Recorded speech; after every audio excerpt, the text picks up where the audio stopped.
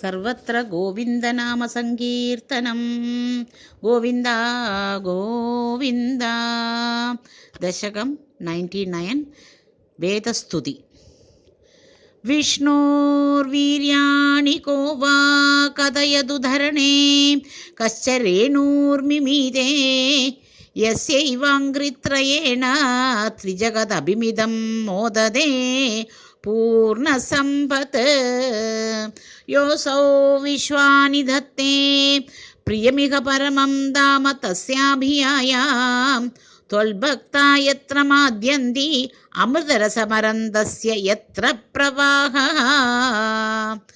ആദ്യായ അശേഷകർത്രേ പ്രതിനിമിഷ നവീനായ ഭർത്തേ വിഭൂതേഃ ഭക്താത്മാ വിഷ്ണവേ യഃ പ്രതിശതി ഹവിർ ആദീനി യജ്ഞാർച്ചനാദോ. കൃഷ്ണാദ്യം ജന്മയോ വാ മഹദിവ മഹദോ വർണ്ണയേ സോയമേവ പ്രീതപൂർണോ യശോഭിഃ ത്വരിതമഭിസരേത് പ്രാപ്യം അന്തേ പദം തേ. ഹേ സ്തോതാരഃ കവീന്ദ്രാः തമിഹ ഖലു യദാ ഛേദയദ്വേ തഥൈവ വ്യക്തം വേദസ്യ സാരം പ്രണുവത ജനനോപാത്തലീലാ കഥാഭിः. जानन्दः च अस्य नामानि अखिल सुखकराणीति संकीर्तयध्वम्. हे विष्णो कीर्तनाद्यै तव खलु महदस्तत्त्वबोधं भजेयम्.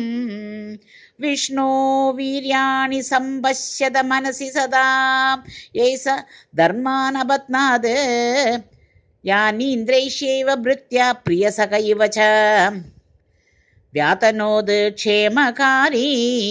वीक्षन्ते योगसिद्धाः परपदमनिशं यस्य सम्यक् प्रकाशं विप्रेन्द्रा जागरूकाः कृतबहुनुतयो यश्च निर्भासयन्ते.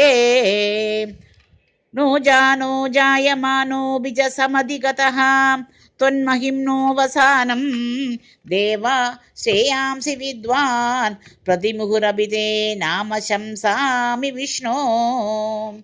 तं त्वां संस्तौमि नानाविधनुति वचनैः यस्य लोकत्रयस्यापि ऊर्ध्वं विभ्राजमाने विरचितवसतिं तत्र वैकुण्ठलोके.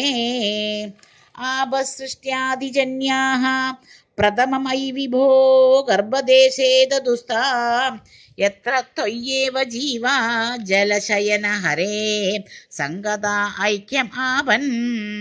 तस्याजस्य प्रभोते विनिहितमभवत् पद्मम् एकं हि नाभो दिक्पत्रं यत्किलाहुः कनकधरणीभृत् कर्णिकं लोकरूपम्.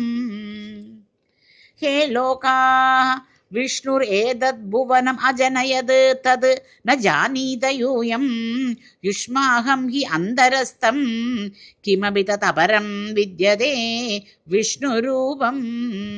नीहारप्रख्यमाया परिवृतमनसो मोहिता नामरूपैः प्राणप्रीत्यैकतृप्ताः चरतमकपरा न हन्त न इच्छा मुकुन्दे. मूर्ध्नामक्ष्णां पदानां वहसि खलु सहस्राणि सम्पूर्य विश्वं तत्प्रोक्रम्याभितिष्ठन् परिमितविवरे भासि चित्तां धरेभि. भूतं भव्यं च सर्वं परपुरुष भवान् किञ्च देहान्द्रियादिषु आविष्टोऽपि उद्गतत्वात् अमृतसुखरसं चानुभुङ्क्ते त्वम् एव. यत्तु त्रैलोक्यरूपम् अददपि ततो ददत् रूपं दददपि च ततो निर्गतो अनन्दशुद्धज्ञानात्मा वर्तसे त्वं. तव खलु महिमा शोभितावान् किम् अन्यत्. स्तोहस्ते भाग एवाखिलभुवनतया दृश्यते त्र्यंशकल्पं भूयिष्ठं सान्द्रमोदात्मकमुपरि ततो भाति तस्मै नमस्ते. अव्यक्तं ते स्वरूपं सुरधिगमतमं तत्तु शुद्धैक तत्सत्वं व्यक्तं चाप्येतत्स വ്യക്തം ചാപ്യേതദേവ സ്ഫുടം അമൃതരസാംബോധി കല്ലോലതുല്യം സദ്വോത്കൃഷ്ടാമഭീഷ്ടാം തദിഹ ഗുണരസേനൈവ ചിത്തം ഹരന്തിം മൂർത്തിം തേ സംശ്രയേഹം ഭവനപുരപദേ പാഹി മാം കൃഷ്ണ രോഗാത്. ശ്രീഹരയേ നമഃ. ഗോപികാ ജീവനസ്മരണം ഗോവിന്ദ ഗോവിന്ദ.